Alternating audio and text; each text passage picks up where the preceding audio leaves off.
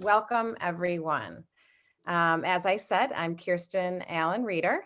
I, like you, am also a Harley parent. And one of my favorite things to be as a lower school Harley parent, I always very much appreciated the generous and talented hands that my children were in during the school day. I truly think one of the greatest gifts that we can give our children is a good education. We have thoughtful educators who both challenge and cherish our children. I myself am an educator, and I learned a lot from our early childhood experts in the lower school. So without too much more, we are going to hear tonight from Meredith Cavallero, who is a primary teacher, David Youngblood, who is a third grade teacher, Mary Pat Cleary, who is our lower school counselor. But first, to introduce the topic of the evening, I'm going to pass it off to Dr. Terry Fonda Smith. Thank you, Kirsten. I'm so glad everybody is here tonight. This is one of our favorite things to talk about, second to your children. So we're glad to have you here. This is something that is really infused in all that we do in the lower school. And just a comment about being really amazing lower school parents is that your kids can go on to the middle school, but we like to keep you in the lower school. So you graduate as really amazing lower school parents, and then you can go on, but you always come back. You always have a home. Your children can mature and grow, but you do as well in the process.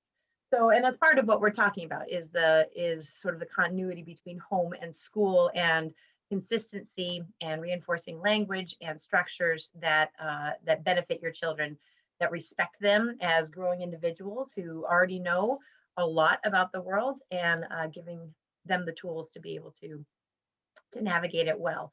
So the responsive classroom model is really a structure. It's a pedagogy, if you will, for how to run a respectful and responsible classroom environment. And it is something that the lower school adopted late 90s, I would say.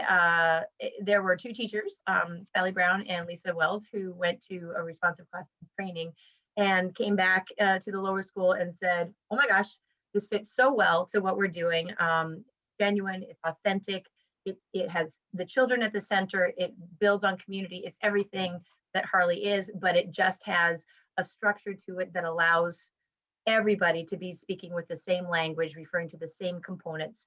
And those component parts are morning meeting, which I'm sure your children have spoken about, interactive modeling, academic choice, guided discovery, and then the language that we use and the responsibility that we give our children to navigate social responsibilities as well as their role as learners. And so that's really been it. We had a core group of people. The primary teachers exclusively were trained in it for a while, way before I was head of the lower school. And then about maybe 5 years ago, Mayor, I think, the entire lower school had a 3-day training on it, which was so valuable and so validating for what we were doing, and really added that consistency, because you onboard people all the time. And it is how we operate in the lower school, and it is something that extends into the middle school as well. So having talked about it briefly, I'm going to stop. I'm going to let Meredith tackle the first topic, and then she'll hand it off to everyone else. So thank you. Take it away, Mayor. So Terry mentioned Sally Moore and Lisa Wells, who kind of brought this into our building. And the year they adopted it, I student taught with them. So they were super excited about this approach to learning. And it kicked off my teaching career. And so it's really all I know. And I just remember actually the day that Sally Moore, when I found out she was retiring, and I was crying because it meant my children weren't going to be able to have her, because the thing that always stood out for me with her is how respectful of children she was, and the way that she treated them and taught them and spoke to them was just so respectful. It was awe-inspiring and inspired me to a great deal. So I was fortunate enough right in the beginning of my teaching career to go to the week-long responsive classroom training, and I've been able to return to it and go back for reinforcing, little booster shots of responsive classroom. It is incredibly important to me. I was part of that primary team that brought it into the building and expanded it through the lower school, and it's just a phenomenal approach.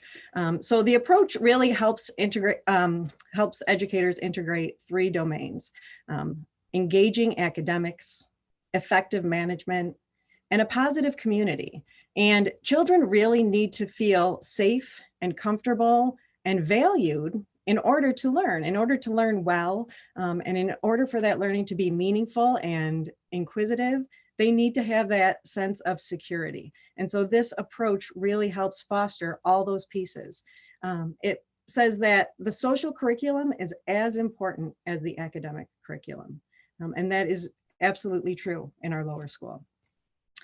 To be successful academically, students really need a set of social emotional skills, and at the core of them are cooperation, assertiveness, responsibility, empathy, and self-control. So in the primaries, and if you don't know what a primary is, it's the K-1 classroom. I teach in the K-1 classroom with a teaching partner. In the primaries, we start every year with a unit that we call CARES. Some years we do it extensively, and then the next year we do kind of a mini unit on it, a reinforcing unit, because we have our students for 2 years.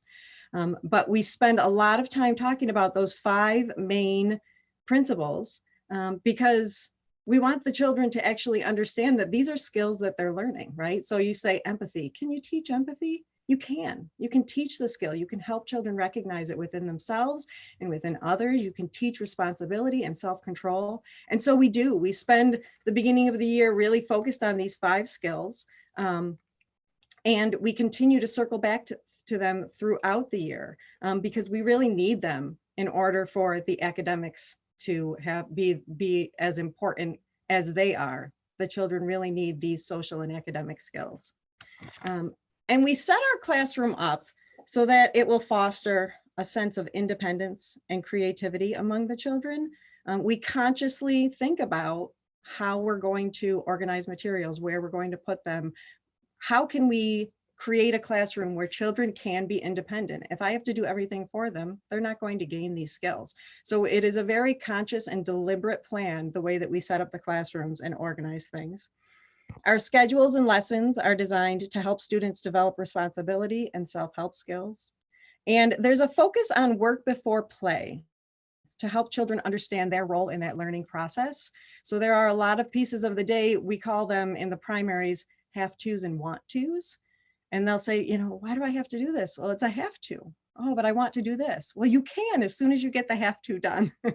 So helping them recognize there are things that they will have to do. And once they get them done, there are lots of things available to them that they would like to do. We really focus a lot on these ideas, and we use 2 strategies to help develop them with the children. We use what we call guided discoveries and interactive modeling. So when we're using our guided discoveries, we are extending children's ideas about the creative use of our spaces and about helping them develop guidelines for sharing particular resources. We are really fortunate. We have a lot of resources and we share them. They're all available to us. This year, a little less sharing just because we can't touch each other's things. But typically within a classroom, we are sharing a ton of materials, things that we're learning with, things that we're exploring with, things that we're playing with. And we want to be sure that children have a good sense of how to use them and feel free to be creative with them. And so we assume nothing. In the beginning of the school year, on the first day, the children have almost nothing in the classroom that they can actually use because we're going to discover it all together. We do these guided discoveries. So on the first day, I know every year we do crayons. And I'm sure all of your children have used crayons, right? They know crayons, they know what to do with crayons, but they've never used them in our space. And even if they have used them in our space, they might not have used them with the same group of children. And so we take a moment to recognize what we already know about crayons and talk about it. What do you know? What can you tell me about crayons? How do you use crayons? What are they for? And we make a plan for using them. And we also talk about, well, in this classroom, where are we going to store our crayons? How are we going to take care of them? And we really focus on all the things we will do. We will, of course, get friends who will tell us we don't break crayons. That is true. What will we do? Oh, we will write with them. So we focus a ton on what we will do with them and how we will use them. We do this with our crayons and our pencils and all of these basic materials that you assume children know how to use because they've used them before. But by knowing, okay, in this classroom, this is how we use them and this is how we use them responsibly, it makes it easier for them to be responsible with them. And we talk a lot about just how we're going to take care of them in this classroom. And at this point, we're also developing classroom rules with the children. And so it's not uncommon to have kids say to one child say to another, oh, we color with crayons. We don't write on desks, So if someone else is forgetting how to use a crayon, the other children feel empowered to give them a gentle reminder even before we have to. And if we have to, we can, because they have already had this discussion and I can simply say, remind me how we use crayons. And they know because we've had the discussion. And so we take the time to really discover all of our tools and all of our materials, different classroom spaces. I can remember we were opening last year, our Cozy Corner is what it's called. And it has two purposes, during one time of the day, it's a spot where you can go and read a book independently. You can hang out with the stuffed animals. And then we discovered it for our choice time when it becomes our listening center. And they were just fascinated to find out, okay, this place in our room has two different roles. And it depends what time of day it is, what it's going to be used for. But having the discussion, they know, oh, remember, you have to sign up to use it for the listening center. You can't just go to it for that. But they can regulate themselves and regulate each other in a kind and respectful way by being able to discover them together. When we open building toys or choice materials, as we call them, we take opportunities to build together. So if we're opening pattern blocks, say, little square blocks that are shapes, every child gets one, and then we talk. They may have used them before, they may have not. They've used other blocks before, for sure.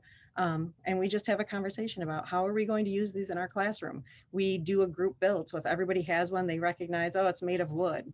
Wood is pretty durable. We can probably do a lot with these, as opposed to this other toy called Zoobs, which breaks really easily. And so we talk about it's plastic, it's thin plastic. We have to use it really safely. But when we have these conversations, it sets them up for success with these materials, and they understand the expectations. They understand how to use it appropriately, and they understand where it goes at the end of the day. So in thinking about how parents can think about guided discoveries and how you can use these at home, I'm sure you have tons of resources for your children at home, and you've probably set them up and organized them. So I would invite you to consider organizing with them. I remember when my daughter was in kindergarten, and I'm a kindergarten teacher, let's do this. We're going to organize your bedroom. And I had organized it for her for years. And so we sat down with all these toys and things that she had in her room, and I brought her a bunch of baskets, and I said, okay, we're going to organize all your materials. How do you think it would make sense to organize them? And she's looking at them and she does not know what I'm talking about. I'm like, well, what might you put in this basket? And she puts two things in there. And I said, well, why are you putting those in there? She said, this is the squishy basket. It's all the things that are squishy.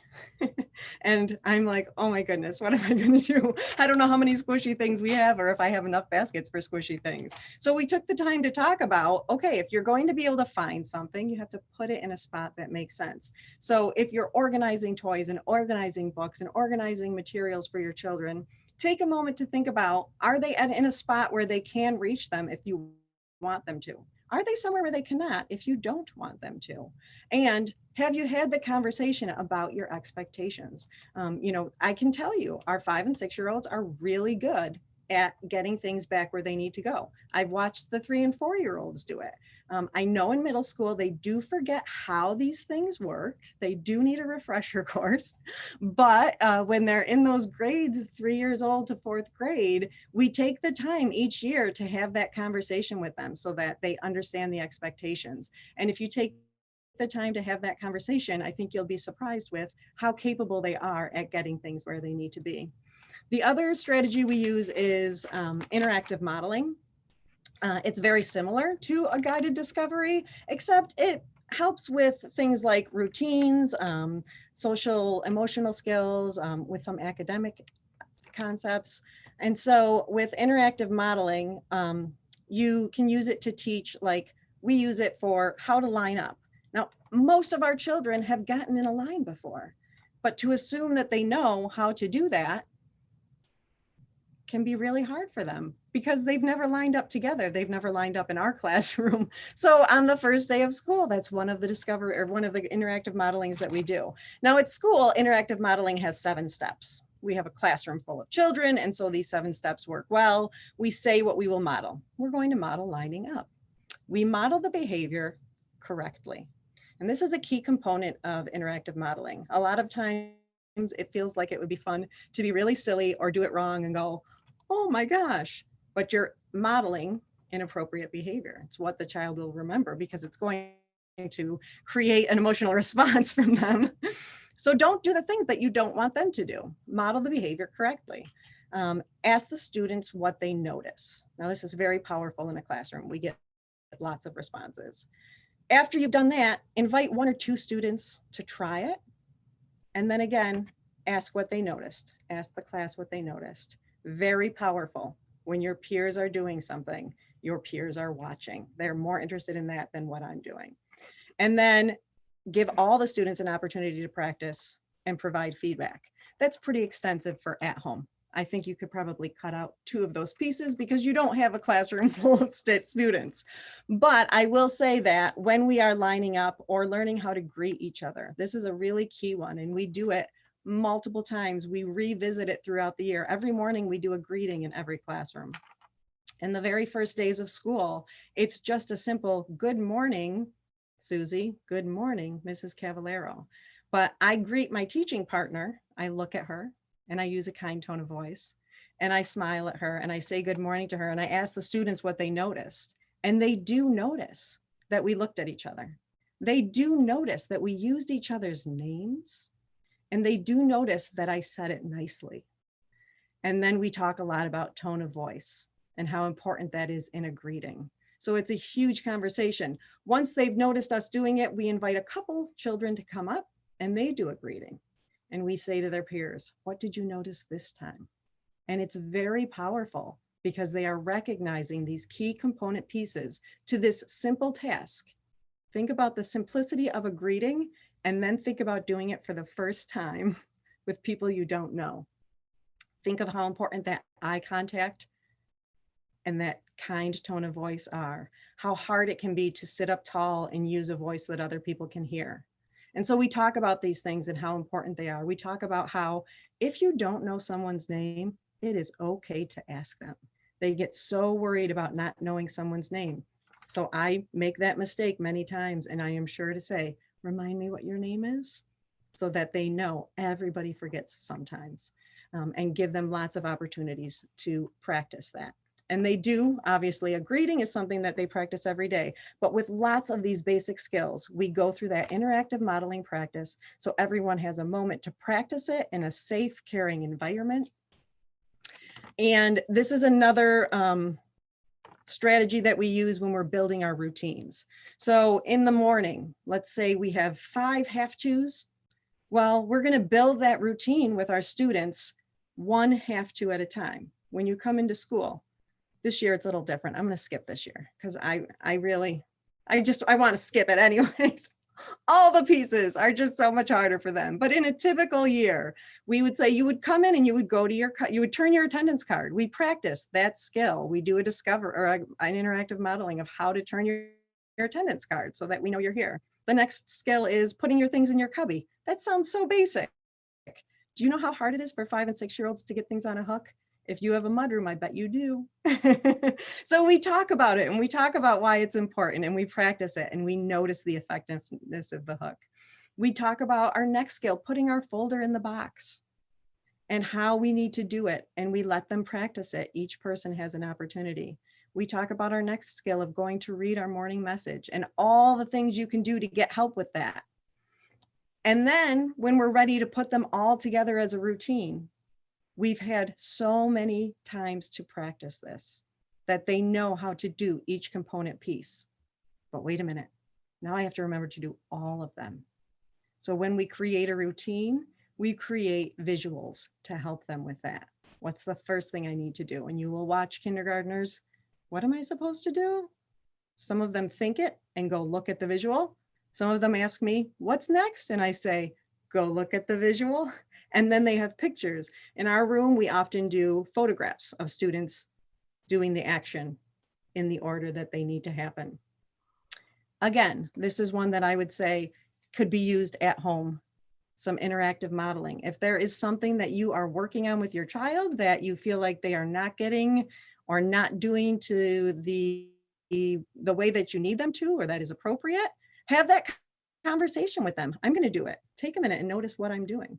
What do you notice happens when I do this? And have that conversation with them so that they recognize the little pieces of what goes on as you are working on this skill. You know, just you say, bring your stuff in from the car. It's automatic for us.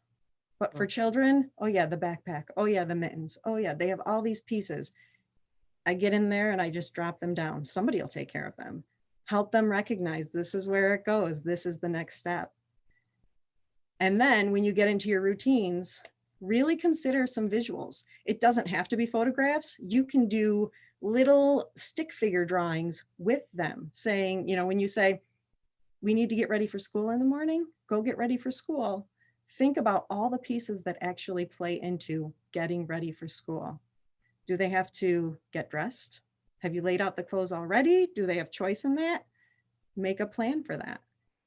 Do they have to come down and eat something? Are they expected to brush their teeth next? Does it matter to you what order it happens in? Or is it okay if it happens in an order that works for them? Have that conversation and create that visual. We use Velcro and we put little have to and want to stickers on them. Today, these 3 things are a have to. And once you get these 3 have tos done, you can try these want tos. Those have tos can change sometimes. Sometimes we only have 2 have tos, sometimes we have 4. So you can create a visual to help them recognize this is my process and these are the things that have to happen today. So that is some of my suggestions of how we use responsive in the classroom and how you might be able to use some of those parts at home. I hope it was helpful. I'm going to pass it over to my good friend, David. Wow, thank you very much, Meredith. That was a great introduction. I'm going to try to share my screen now. Let's see how this goes.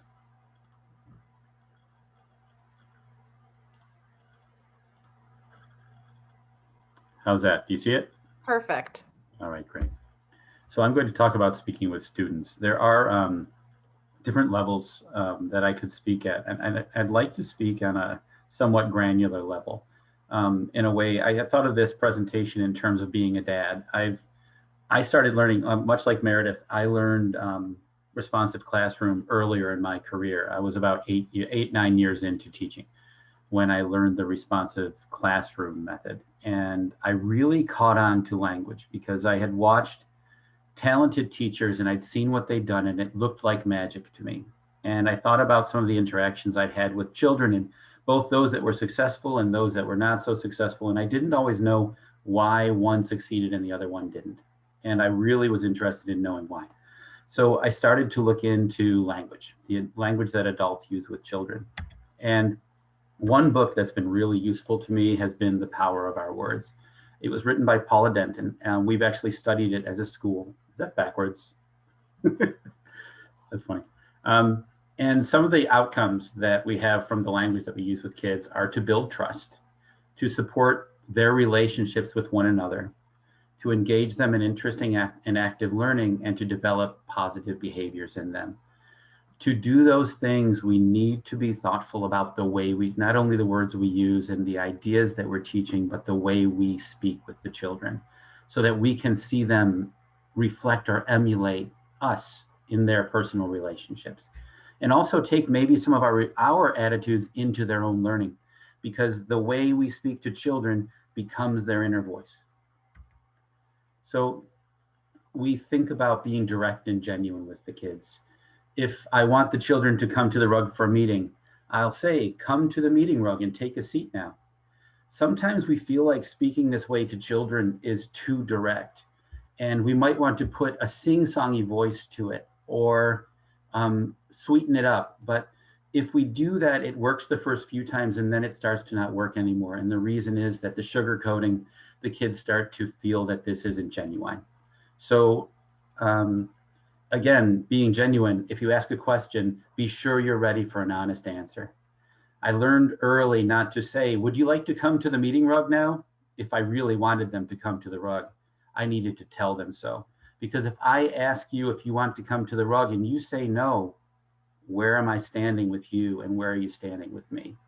At this point, either I can take a power struggle or I just have to let you sit out, because that's being genuine. And then neutral tones. When children are doing their work, I like to paraphrase or tell them what I see them doing. You used a metaphor to describe your character's feelings. Rather than saying, wow, that's really great writing, and putting my judgment on it, I want to tell them what I see. And if I want to add a little more to it to help them feel that this is a positive thing, I'll say, that's what we learned in the lesson the other day. And then I wait and I listen. They might nod, they might just quietly acknowledge, or they might have something to say about that. And every now and then something really cool happens and one of their peers jumps in and says, yeah, that sounded great. And then they get that kind of support from the side. It's all genuine. Also, keeping my tone warm and matter of fact. This is something that Lisa Barker does really well. You see in the picture there on the right, that's Lisa Barker, our food and farm coordinator. She works with our third graders in the garden, and she'll say something like this to the kids. If we step carefully, the plants will be safe and continue to grow. And this is how she gets the kids to walk on the path. So here's a little kind of a script I put together for conveying faith in children's abilities and intentions. We have a young girl, Alana. She sings loudly, off key, and off rhythm. So there are many ways we can respond to this as the teacher. Some that will build her up, and those are the ones we want. We start off with naming what we see. Alana, you really seem to enjoy singing. Alana will nod, and our job there is to watch and listen. Let her respond the way she wants to respond. And then the question, would you like to learn more about it? The question is, again, earnest. I really want to hear Alana's answer. So she starts bouncing on her toes. Yeah, I want to sing on TV. And I'm watching and I'm listening and I'm letting her bring her tone into the conversation now. And then comes the genuine offer. I have some ideas to teach you. And so she can consider, I watch and listen. And if she agrees, she nods and she claps and she jumps up and down, I'll follow through. I let her know that I'm going to do this now and it's going to happen, this thing that she wants to do. I'm not going to promise to get her on TV, but I will teach her what I can. Now, every now and then behavior gets thorny. It's been kind of a rosy conversation I've been having with you up till now, but let's talk about when things aren't so great. With thorny misbehavior, there are a few things that I like to keep in mind. That when I describe to the child what I've seen, I make sure that I'm not speaking of their character or their attitude as it's been processed through my adult mind. Instead, I describe what my eyes saw. I like having you in my class. You're friendly and you're helpful. I want to start off with some positive reinforcement. And then I'll say, I also noticed that you wander around during work times and you finish about half your work. And then again, it's time for me to listen and see what the child has to say. And I can lead through that same progression that was in the little Alana skit from before. Keep it brief and leave out the warnings. Let's say this child has been playing rough on the playground, maybe throwing snowballs or sledding down on top of another child who's already down on the hill. We've talked about the behavior. We've talked about what has to change. and I'll say something direct and clear. I'll be waiting to hear about the ways in which you made recess safe for yourself and others today. So I'm conveying confidence that this will happen and the promise that we'll talk. Then this talk will have meaning when we discuss it. And less is often more. When we're describing a situation or behavior at length, the words start to jumble. We have to keep it brief. This is, as a parent, I experienced this. You may have experienced it yourself. Your child says, I got in trouble, I got yelled at.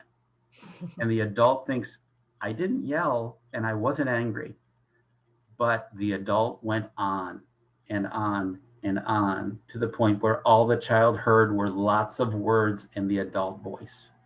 And the meaning was kind of lost in there. So we try to keep it short. And my final word is about adult silence. It nurtures children's voices. It allows them to think. It lets them rehearse what they want to say, and it lets them gather their courage. These three things are very important. And sometimes it takes us just standing and listening. And I chose a picture of Jean Weber, who's very good at this. She's our technology coordinator, and I see her do this with children all the time. She'll just sit and look and wait for them to speak. Well, thanks very much. I'm going to pass it along to Mary Pat now, and I'll try to, yes, got it.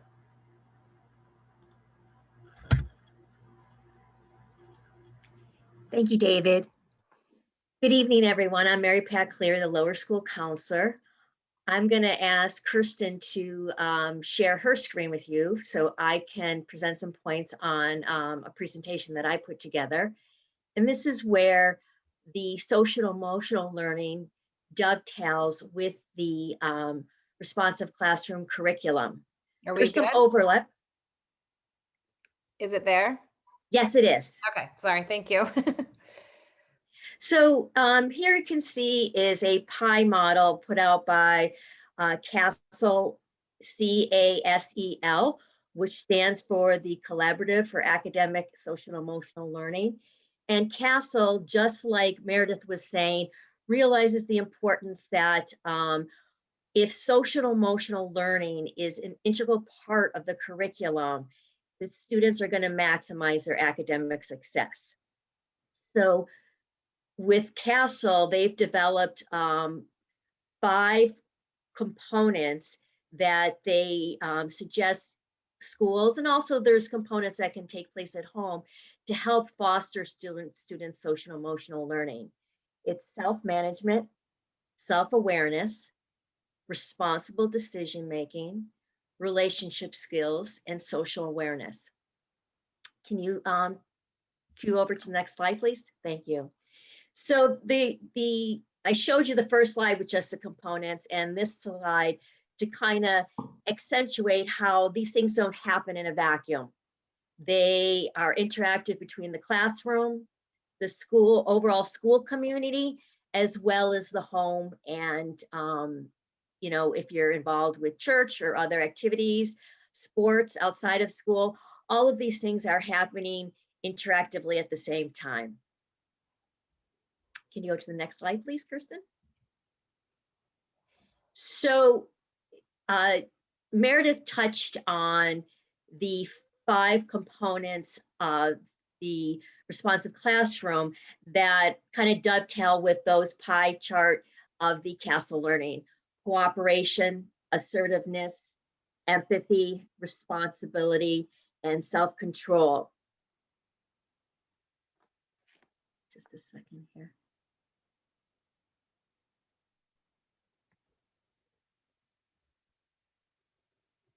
So one of the things that we want to keep in mind when we look at the developmental approach of the responsive classroom and how it integrates with social emotional learning, as these things don't happen, you know, there's a baseline goal for development of each of the cooperation, assertiveness, empathy, responsibility, and self-control.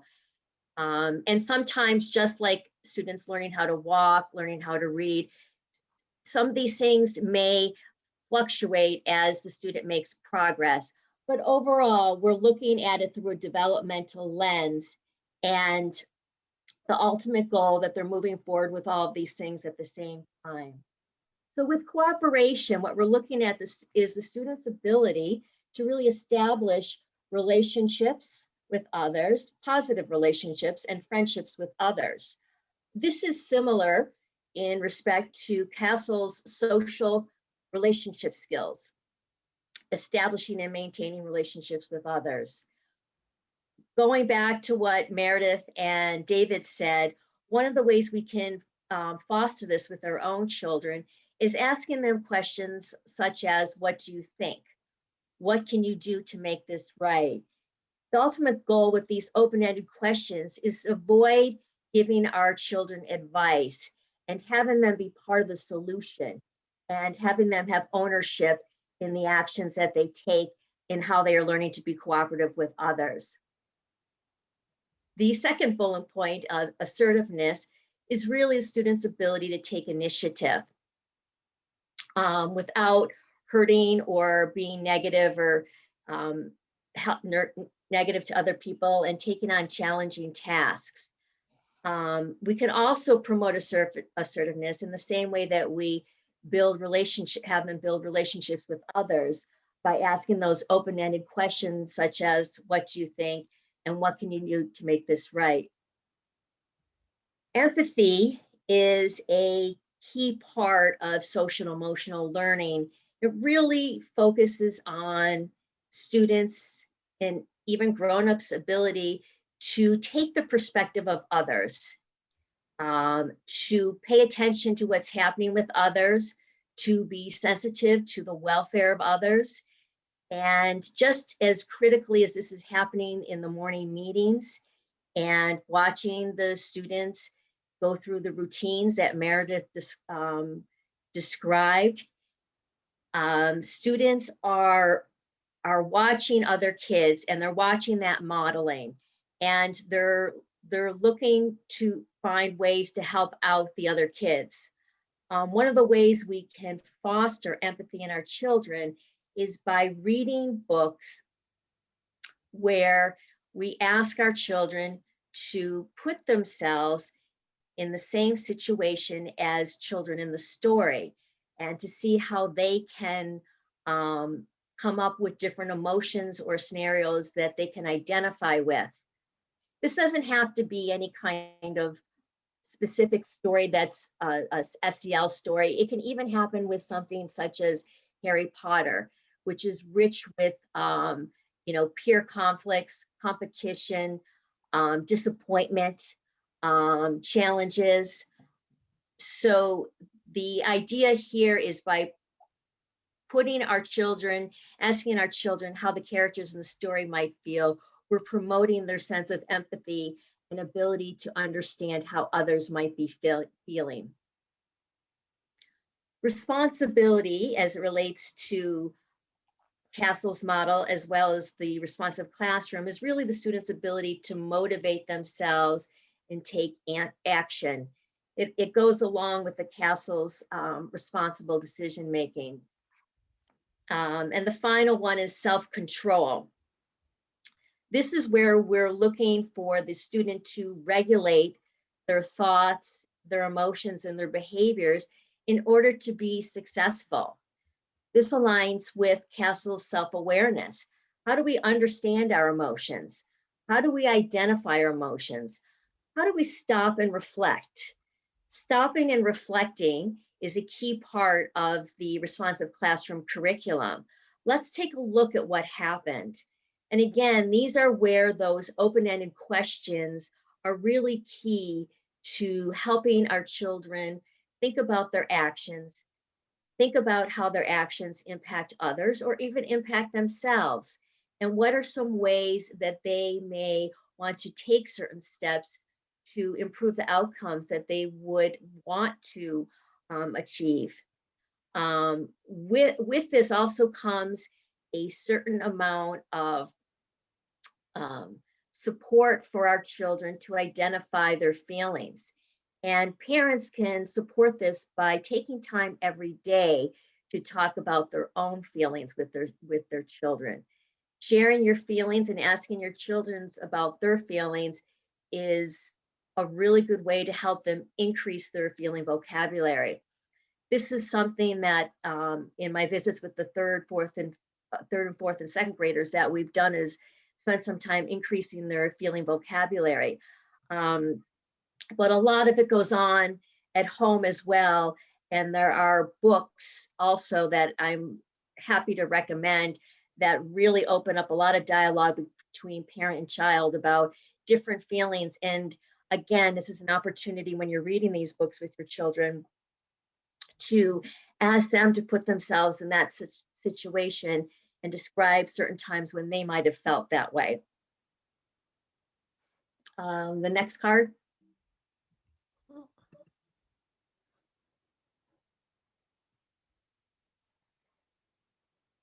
So in this card here, I just wanted to show that sometimes when we're thinking of developmental progress, we're thinking more maybe ideally towards the graph on the left. Well, my son or daughter's language skills are at this level and they're going a straight trajectory up, and their motor skills are at this level and it's a smooth curve right on up.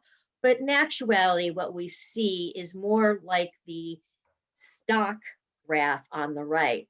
Lots of fluctuations up and down, where there might be some dips and spurts in which our child is moving forward, always in the right direction, but maybe hitting some bumps along the road.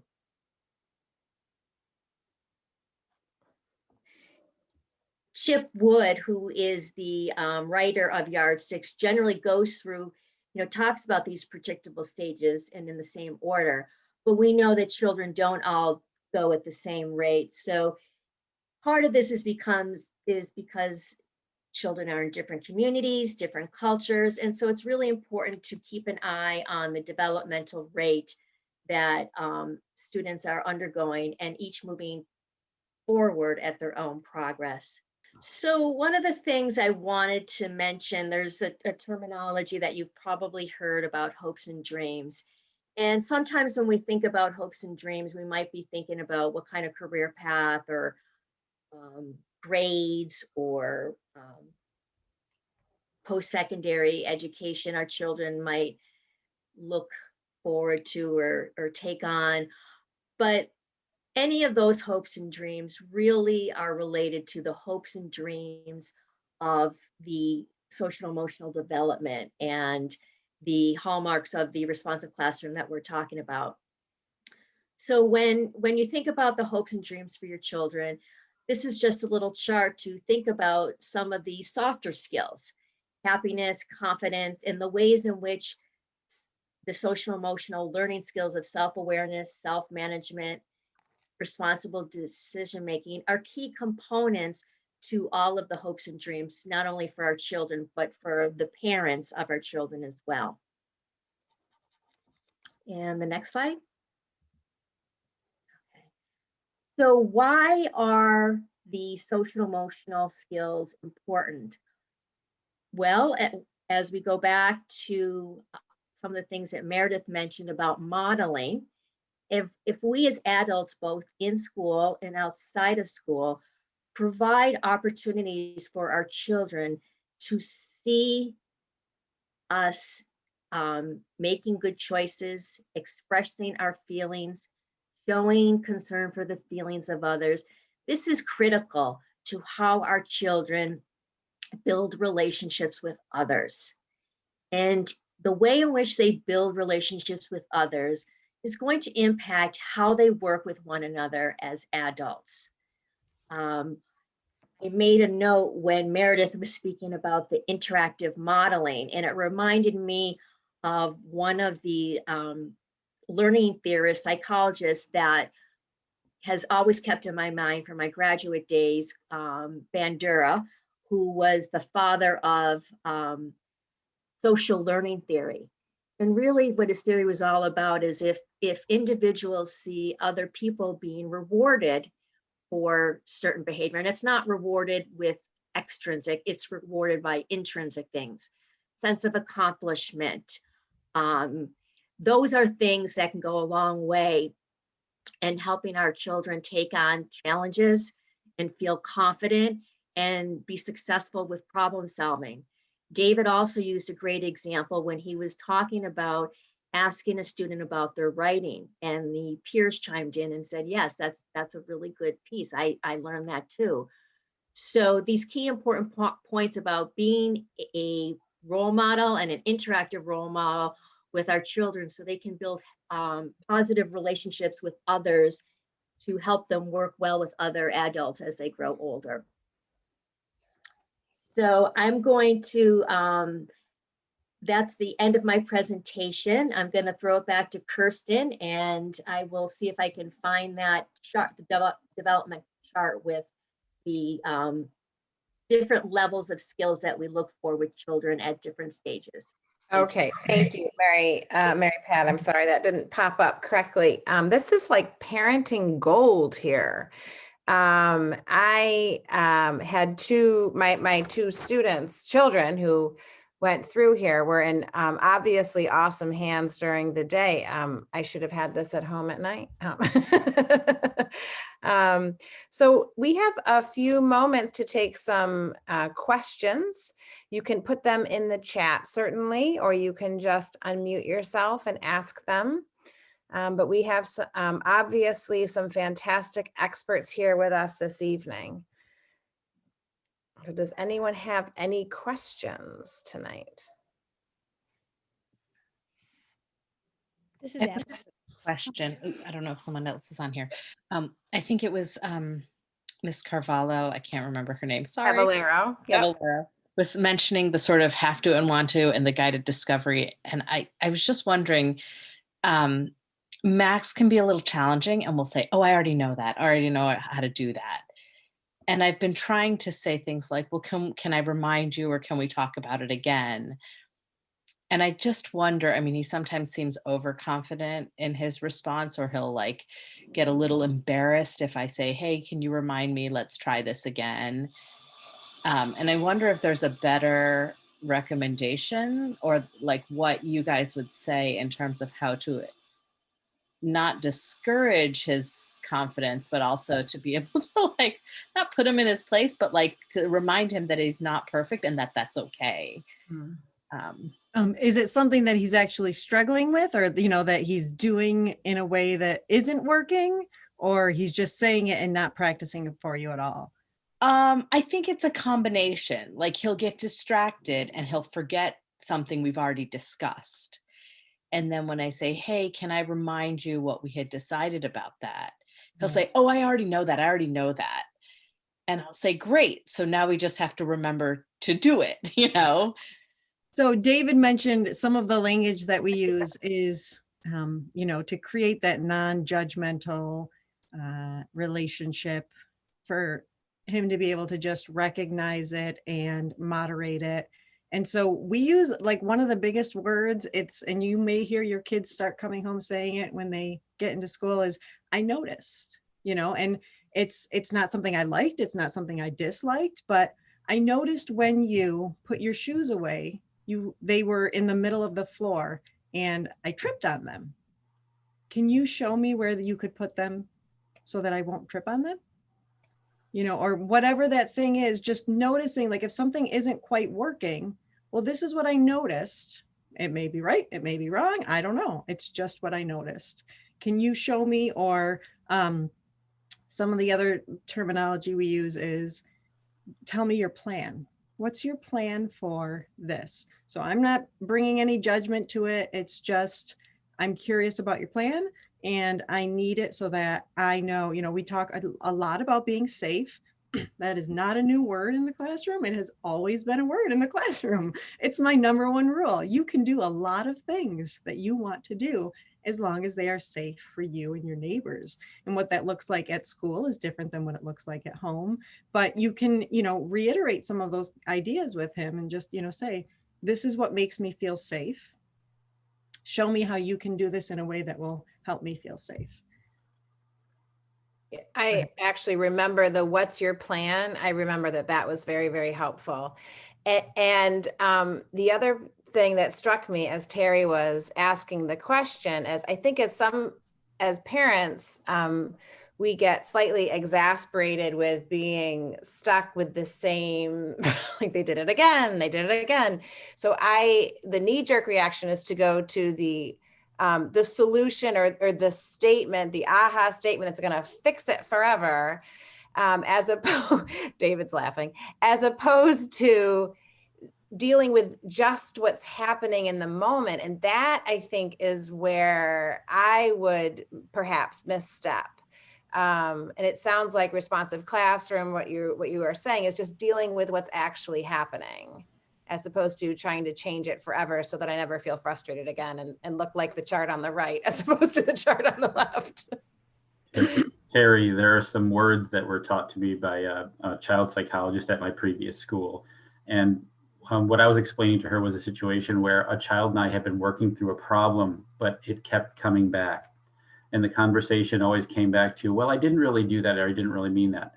There were lots of excuses coming in, kind of blocking the way to progress. And she gave me these words. She said, here are your words. I see what I see, and I know what I know. And at that point, there's no more discussion or argument.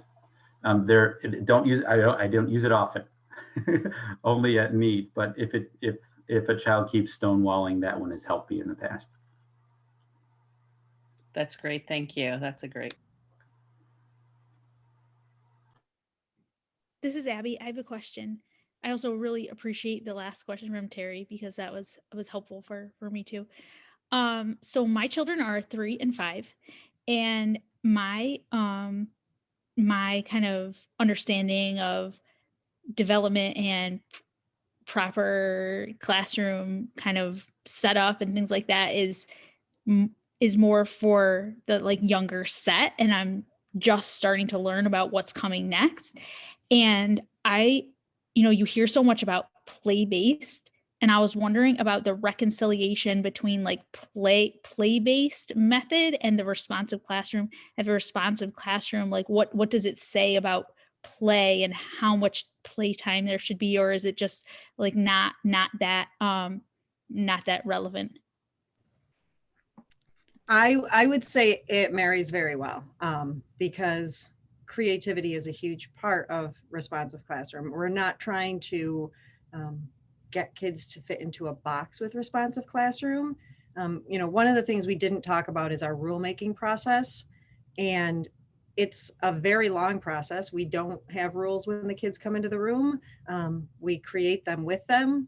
We use their hopes and dreams that they start with in the beginning of the year. Like, what is your goal for the year? I mean, our first question to them is, why do we come to school?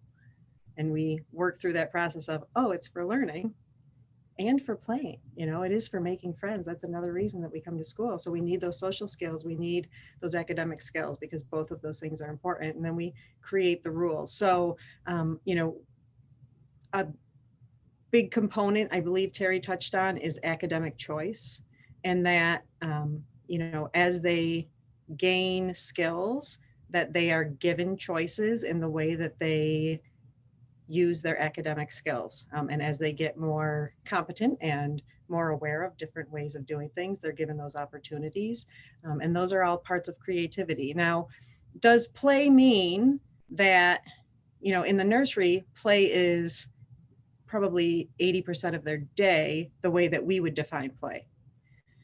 But as they get older, play looks different. So yes, they still have what would be called a recess time, and they still have what would be called a choice time, where they are playing. You would walk in the room and say that they are playing. As educators, we feel that those times are incredibly huge learning times as well. It may not be us instructing academics, reading, writing, and math, but there's a lot of social learning and academic learning going on. One of my favorite things is watching kids with blocks and seeing the things that they're doing, because they're getting tons of physics and math concepts into their head through that play. So there's that play. But there is also the play of, in our morning time, they get just word searches or word puzzles or, different things that are technically academic pieces, but they create this sense of play. And then this year has been phenomenal for watching kids and how they can turn situations into play. Like, we are so excited to watch them have to socially distance and find ways to organize play situations, to not be able to play with the same materials and create play situations. And so it is definitely still part of the curriculum, but it does not continue to look the same. Play happens throughout most academic times. You know, you could even say that playing a game at math, is it academic or is it play? Well, it's a structured kind of play, but when they go off to work on a STEM project or a STEAM project, there's a lot of play involved in that, because even though they're given a goal of, here's the project that you're going to work on, you have to, I might even assign the group that you're going to work with. There's play that comes into it, which is not necessarily free play, it's goal-driven play, but through their curiosity and their investigation of the project, there will be play that occurs, right? So part of it is, what is our definition of play? You know, how many of you have jobs that there are elements of it that you would choose to do in your free time because it brings you joy, right? Play is the thing that brings you joy. I think many of the people on the faculty would say, we get to play for a lot of our day because we're enjoying what we're doing. There's a freedom piece to it. So yes, it is still a very important part throughout the lower school, but yes, it does look different as they get older from what it looks like in the nursery program. Does that help? Awesome. I think we might have time for one more question if it's out there. And then I know Mary Pat wants to share the one. Kirsten, I just wanted to add that somebody wrote a question in the chat box. Can you, it's about a passive and. I think it might just be to you. Oh, is it? Let's see. I just see Terry and Eva. I don't see. Okay. Okay. Okay. All right. I will reply privately. Okay. Okay. All All right. Did you want to share the one? Oh yeah, go ahead. Yep, Stacey. Sorry, I just had a quick question, and this was kind of in line with kind of what Terry was asking. We have lots of routines in this house, some more successful than others, but bedtime has been just one of our most impossible routines forever, and it continues to be. And we find ourselves having to go through situations that I think are opposite of what you're doing in the responsive classroom, where we're saying like, okay, you're not getting your PJs on, you're on your own. And walk out of the room because there's just nothing is working. You know, being nice is not working, being more punitive is not working. And we just kind of, you know, and it seems like school, some of the stuff you guys are doing is really, my son he's 6 and he's really getting it. I hear the things he's learning and I realize he's doing these things that he's not doing for us. So I'm just wondering, you know, getting from the end of play to PJs, to teeth brushing, to books and to sleep. Once we're in bed, we're asleep, no problem. But that process can be painful. So I just wondered if there's any suggestions in that, because it is just another routine in that sense. But yet we seem to fail at that one. Stacey, I'd love to start by just saying that we have an advantage because they're coming to school. Yeah. There's a whole ritual about getting ready for school and coming into school, and the children move together and we have a social aspect, and and they come in our space. When they come in that classroom on that first day, it's the teacher's classroom until it becomes theirs, right? And their bedroom has been theirs as long as they remember. So these are very different situations. And so first I'd say be forgiving of yourself first. And then, you know, try some new things. Hope maybe something came home from this. If you're interested in any of the slideshows we had, we can always share them just to point you in new directions if you like. I think the language, like I was saying during my presentation, sometimes the language starts to feel just so nice that we're not going anywhere. And that's the point where I feel like maybe it's time to change the structure just a little bit. And let's think what's working and what's not. I've used point systems with my kids to help them get to bed. rewards or points. You've probably been through it all, right? Sometimes just bring stars, new, rewards. all of it. absolutely. But those new things, they work for a couple of weeks, you know, until they don't work anymore. But the thing that the kids are feeling is that mom and dad keep doing it. And they're going to want that to work. I think the worst thing that could happen to them probably would be if you utterly stop trying, because they really want to know that no matter what I do, she's going to keep trying. And I think that's the big thing that you're doing for them right now. And although I know it can be tough. Thank you. Yeah. And I I would just be wanted interested to in some add of those something as a slideshows. parent. This is Eva Galka. I was going to suggest perhaps melatonin, which has worked in our house like a charm. It's natural, 1 milligram, and we do it an hour beforehand.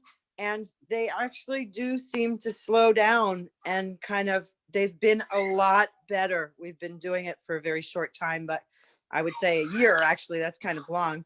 But it has been a lifesaver, and my husband's a primary care doctor, and he didn't believe me on we should try it, and now he says thank you to me every night. But anyway, that's just an aside, but thank you. Eva, Yes. getting real with Dr. Galka there. Yeah, there you go. Thank you so much. This was wonderful. Really appreciate it. Thank you. Mary Pat, did you want to share that one sheet before we go? Let me see if I can do this.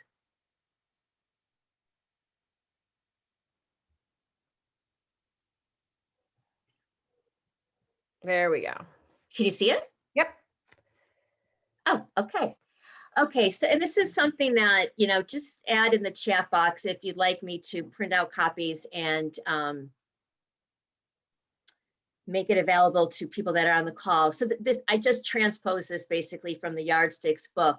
But one of the things that was helpful for me in looking over it is, you know, there are some things that we notice with children, and, you know, we wonder, oh, is this a concern? Is this not a concern? And when we put it in the perspective of their development, it opens up our eyes to approach it in a different way. You know, one of the things, for example, I've had a parent ask about her child and friendship making. Last year, the child had a buddy in primary, and this year their friendship has changed. And as painful as that was for the boy and the parents to see, it's part of what happens when you're 5 and 6 years old. You're changing around your friendships all the time. Another one of the things that I saw was the changing of what a child might act like at school compared to what they might act like at home. And, you know, that gives teachers a lot of chuckles because we often wonder if we're talking about the same student with parents. And the parents, usually it's the devil at home and the angel at school.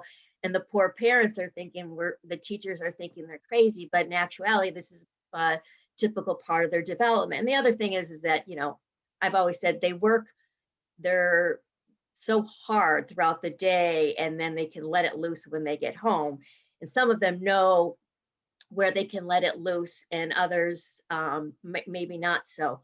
The other thing that shows up on this chart is anxiety. And sometimes that's a typical part of a child's development. They're going through so many changes. It's hard for them to make sort of all those changes. And we as adults can help guide them through that tricky path by, again, asking them to share their feelings, asking them what are the things that can help them or what could make it right for them. But it's just important to keep it in mind that some of these things are part of what happens to them. Their sense of fair play and their sense of what's equal and what's fair is also part of the developmental stage that they'll go through. So I will stop sharing that, and I'm happy to put that out to the parents. I can see that some of them would like to see the slides, so we'll work with Kirsten to make that happen. Absolutely. I really want to thank everybody for coming this evening. I have really enjoyed it. I have a house full of teenagers, and I feel like I can use some of these things. Me too. Yes. Have tos and want tos, people. Thank you so much for coming, everybody. We really appreciate it. It's been a really wonderful evening. Thank you especially to Mary Pat, David, and Meredith. This has been wonderful. Thank you, Kirsten. Nice seeing everybody. Thanks, Kirsten. Thank you, everybody.